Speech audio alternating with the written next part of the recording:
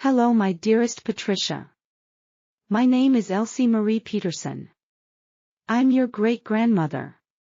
Here is what I'd like you to remember about me. Your mother, Isla Hawes, was my granddaughter. I was born in Ruling, Denmark to Peter and Annie Jensen Lauritsen on New Year's Eve in 1846, as Elsie Marie Pettersdatter. My father Peter Lauritsen died at the age of 44 when I was 3 months old. In 1854, I was 8 years old when my mother, age 50, and my 2 brothers, Kristen, age 10, and James, age 13, left Denmark for Utah as Mormon emigrants. This was 7 years after my father died. We left 3 sisters and 1 brother in Denmark: Johan, age 25, Maren, age 22, Margarethi, age 20, and brother Johan, age 10. It must have been a difficult decision for my mother to split up our family. She was following the call of Brigham Young, for the saints to gather in Utah. I think she was looking for a better life, with the gospel, and following the prophet.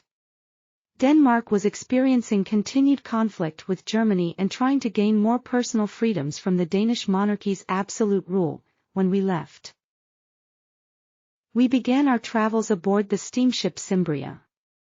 Because of the rough North Sea, it took us several weeks to reach Hull, England. We crossed England by rail to Liverpool. We left Liverpool for America on January 7, 1855 on the steamship James Nesmith, with 440 passengers on board. All the passengers were Danish, Swedish, or Norwegian. We landed in New Orleans on February 23, 1855, almost 7 weeks later. 13 passengers died on the Atlantic crossing. We continued up the Mississippi and Missouri rivers to Leavenworth, Kansas. We headed for Weston, Missouri, 40 miles from the river. My mother became ill with cholera, from drinking bad water somewhere along the river. She was sick for days with diarrhea and vomiting. While in Weston, my mother died. Mother dying and burying her in Weston was a terrible thing for me and my brothers. We were frightened without her. We 3 children were split up between 3 different families. We didn't see each other again for many years, after we reached Salt Lake.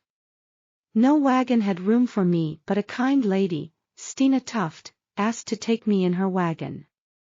Her wagon teamster was a 10-year-old boy. The captain first refused to let the wagon leave Weston. After many pleadings from the boy, the captain finally allowed the wagon to join his company. I wore my shoes out walking across the plains.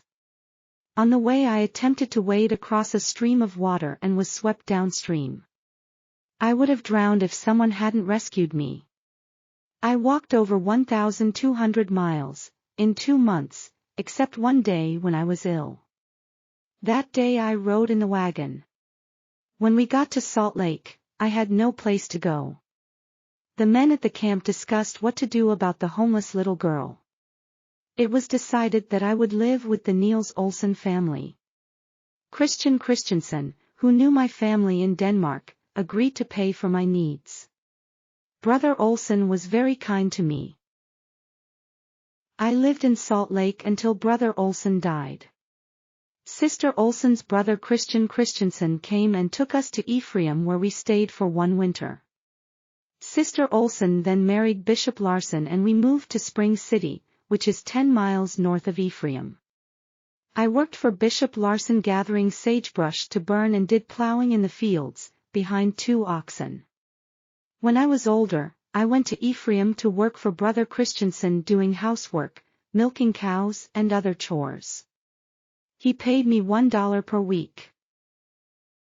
While in Ephraim, I met my sweetheart Louis Rasmussen Larson, a young farmer. After a short courtship, I married Louis in 1866 when I was 19 years old. We had 6 children while living in Ephraim. Our firstborn child was your grandfather Louis Christian. We moved to Fairview in 1879, where 4 other children were born. In the fall of 1891, most of our 10 children contracted the very contagious diphtheria.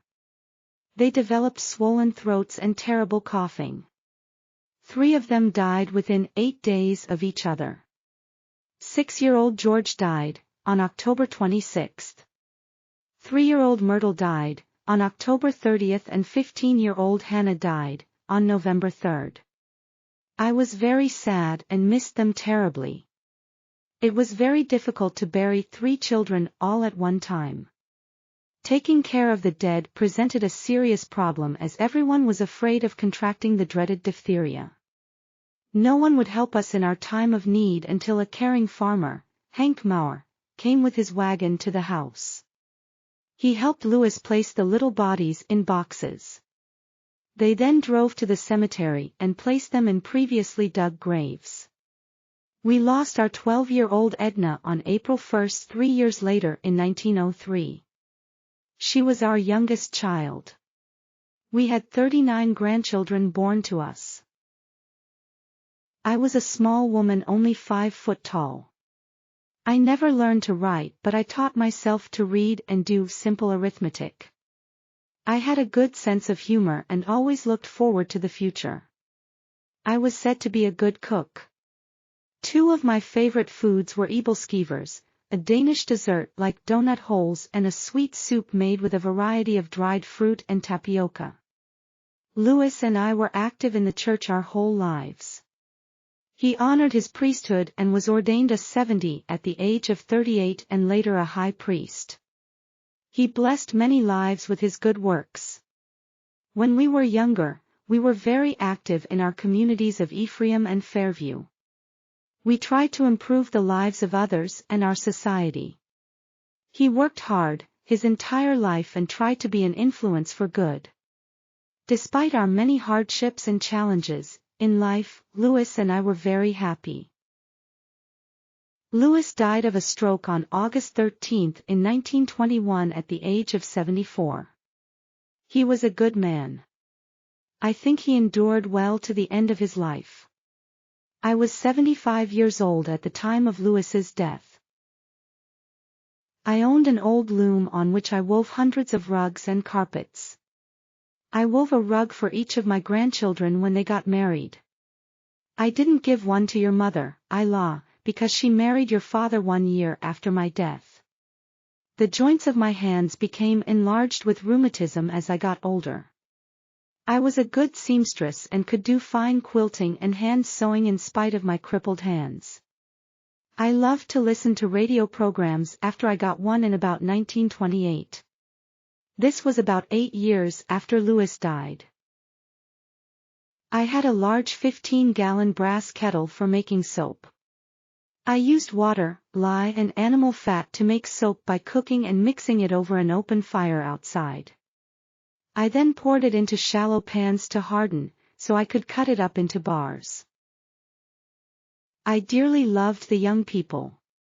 When school children visited me, as many did because I lived across the street from Fairview Junior High School and 1 block from the grade school, they would ask me what pioneer times were like.